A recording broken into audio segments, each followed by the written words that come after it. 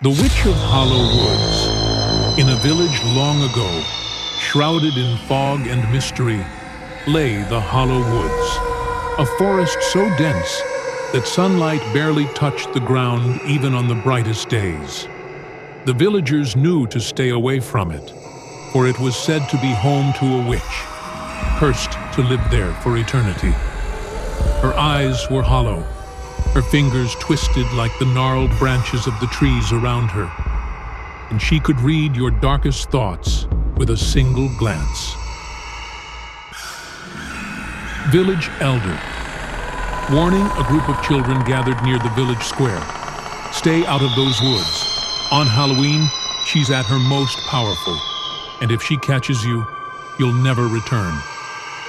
Despite the warnings, Timothy and his friends, brave or foolish young boys, dared each other to explore the woods on Halloween night. With trembling hands and shaky laughs, they gathered at the edge of the forest, lanterns lighting their faces in the moonlight. Lisa, Timothy's sister. "Don't go, Tim. I have a bad feeling about this." But Timothy, determined to show he was the bravest, shook her off and led the group into the trees.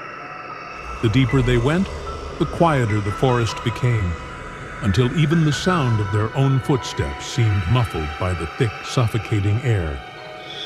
They reached a small clearing where a crooked, crumbling hut stood, half hidden by the twisted branches of ancient oaks. Smoke curled from the chimney, and a flickering light danced behind the cracked windows. The door, hanging off its hinges, creaked open as they approached, revealing a darkness that seemed to swallow the light from their lanterns. "Timothy, come on, let's go inside. It's just an old hut." The air inside was cold, the kind of cold that seeps into your bones and makes your breath hang in front of your face. Strange symbols were carved into the walls, and jars filled with preserved eyes, shriveled hearts, and other unidentifiable objects lined the dusty shelves. Then they heard it, a soft, raspy whisper that seemed to come from the shadows. "Witch, you should not have come here, children. You have disturbed my rest. Now you will stay." The shadows twisted and grew, taking shape as the witch's figure emerged, her eyes glowing with a sinister light. The door slammed shut behind them, and the air seemed to vibrate with an unseen force. Timothy's lantern went out, leaving them in complete darkness. The next morning, the villagers found the hut empty and abandoned, the door hanging open. No sign of the children was ever found, except for their lanterns lying in the clearing, still warm, as if they had only just been put out. The Ghost Bride of the Abandoned Manor. Years after the disappearance of Timothy and his friends, another tale began to circulate, this time in a distant town, about an old, decaying manor on the outskirts. For years, it had been abandoned, and the locals avoided it, claiming to hear the sorrowful cries of a woman echoing from the walls each Halloween night. Old woman to a group of children passing by the manor. That house has a tragic past. The bride who lived there died on her wedding day, waiting for her groom who never arrived. They say she still waits, and if you listen carefully on Halloween night, you can hear her calling for him.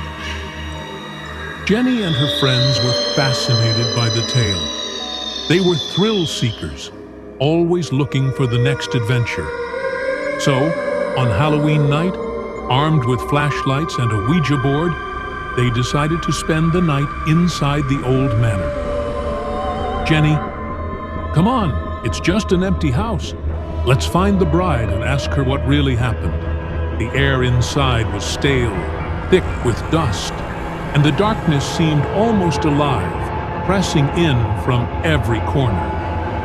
They set up in the grand ballroom, a place once filled with light and laughter, now only shadows and decay. As the clock struck midnight, the temperature dropped, and the Ouija board's planchette began to move on its own. A cold, icy breeze swept through the room, and they heard it. A soft, heart-wrenching sob coming from the grand staircase. A figure in a tattered white dress appeared at the top of the stairs, her veil covering her face. Slowly, she began to descend, one step at a time, the sound of her footsteps echoing in the dead silence. Jenny tried to speak, but her voice caught in her throat. The figure stopped halfway down the staircase, lifted her veil, and revealed a face twisted with rage and sorrow, eyes black as coal. The lights flickered, and when they came back on, Jenny's friends were gone, leaving her alone with the bride's empty, dead eyes staring into hers. The next day, Jenny was found wandering the streets, her eyes wide and vacant. She never spoke again, and the manor was sealed, its windows boarded up, but the cries of the bride still echo every Halloween. The Beast of the Harvest Moon. Not far from where the bride's tale ended, there lay a small farming village known for its autumn harvests. Each year, as the harvest moon rose, the village would hold a festival, celebrating the bounties of the land. But with the festival came the legend of a beast cursed to roam the fields when the moon was full and golden. Village Elder. The beast was once a man, a farmer who, in his greed, betrayed his own kin. He sold his soul to the shadows, and now, every Halloween, he rises, searching for those who dare to wander the fields after dark. The festival was in full swing when Thomas, the village troublemaker, decided to prove the legend false. Armed with a knife and a lantern, he sneaked away from the celebrations and into the cornfields that lay beyond. The golden stalks swayed in the cool breeze, the only sound in the stillness of the night. But then, a heavy silence fell, and Thomas felt a chill crawl up his spine. The moonlight dimmed, casting long shadows across the ground, and the corn seemed to part ahead of him, revealing a figure, a hulking, monstrous silhouette, half man, half beast, with glowing eyes that shone like embers. Thomas, who's there? The creature let out a low, guttural growl, and before Thomas could move, it lunged, its claws ripping through the air. Thomas ran, stumbling and falling in the darkness, the creature's breath hot on his neck. Just as he reached the edge of the field, the moon was swallowed by a thick cloud, and the darkness became absolute. When the moonlight returned, the village was silent. The only sign of Thomas was a single bloody handprint on the largest pumpkin in the field, and the corn swayed gently, as if nothing had happened.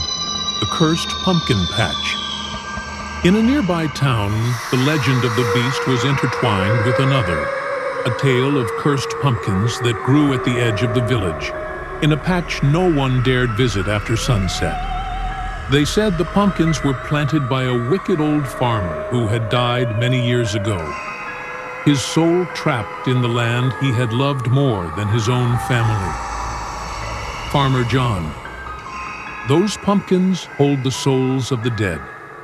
If you carve one on Halloween night, you might release them. Or worse, they might take you. One Halloween, daring to challenge the old superstitions, a group of local teenagers, eager for a thrill, decided to visit the cursed pumpkin patch. They chose the largest and most twisted pumpkin at the center, its surface strangely warm and pulsing under their touch. Determined to prove the old legends false, they set to carving, each slice into the orange flesh, sending shivers down their spines. As they carved, the air grew colder, and a thick fog rolled in, swallowing the patch until they could barely see each other. Suddenly, the pumpkin began to ooze a thick, dark liquid that dripped like blood. The carved face twisted, its mouth widening into a ghastly grin, and a low, rumbling voice echoed from its depths. Pumpkin's voice. "You have released me. Now you must take my place."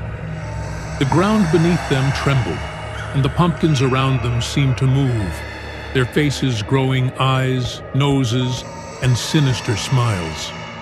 One by one, the teenagers disappeared into the fog, their screams echoing in the night as the pumpkins took on their shapes, absorbing their souls.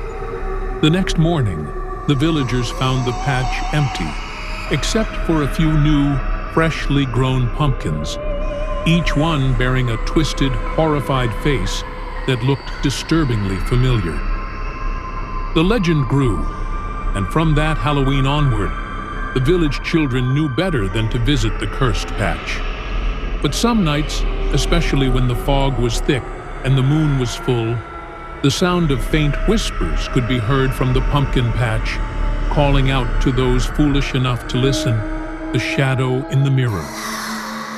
There's one final tale, perhaps the most chilling of all. It's a story of vanity, of a young woman named Evelyn, who was fascinated by mirrors. She lived in a grand house, her room adorned with ornate mirrors of all shapes and sizes, each reflecting a part of her beauty. But one night, she heard a rumor, a whisper from a traveler who spoke of a mirror that showed not just your reflection, but the darkest parts of your soul. Traveler. They say there's a mirror hidden in the attic of the old estate at the edge of town. If you look into it on Halloween night, it doesn't just show you, it shows what watches you from the other side. Intrigued and unwilling to resist, Evelyn stole away on Halloween night, the house shrouded in darkness and silence. She crept up the creaking stairs, dust rising around her as she reached the attic. There, hidden beneath a dusty cloth, was the mirror.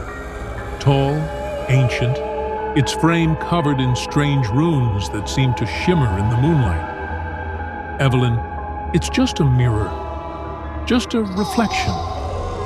She stood before it, the candle in her hand flickering. Her reflection stared back, but something was off. Her eyes were darker, her face paler, and behind her, a shadow seemed to loom. A figure that wasn't there in the attic, but only in the reflection. She spun around, but the room was empty. Yet, in the mirror, the shadow moved closer, its features becoming clearer. It was her, but not her. A twisted, ghastly version, eyes filled with malice. As she tried to back away, the mirror seemed to pull at her, the air thickening until she couldn't move. The shadow's hand reached out, merging with hers in the reflection, and Evelyn felt a cold grip tighten around her wrist. She screamed, but the sound was swallowed by the darkness. With a flash, the mirror shattered, and Evelyn was gone. All that was left was the broken glass and the faint echo of her last, terrified cry. In the days that followed, no one saw Evelyn again. Her room, once filled with mirrors, was empty. But those who dared to walk past the estate at night claimed they saw a figure in the window, a pale face with hollow eyes, staring out from the attic, watching, always watching. The mirror was never found, but sometimes on cold, lonely nights, people say they hear whispers in front of their own mirrors, warnings not to stare too long, lest something from the other side stares back. And so ends our tales of terror, each one a warning, each one a lesson wrapped in darkness. These stories, passed down through the generations, aren't just about monsters, witches, or haunted places. They are reminders that some things are best left alone, some doors unopened, and some questions unanswered. Halloween is not just a night of fun and games. It's a night when the barrier between the living and the dead grows thin, and the shadows become longer and darker. So tonight, as you blow out your candles, lock your doors, and peer cautiously into the darkness, remember, these stories might just be stories, or they might be warnings. And if you find yourself walking alone under the harvest moon, hearing whispers on the wind, or feeling the chill of unseen eyes watching you, remember the tales I've told you.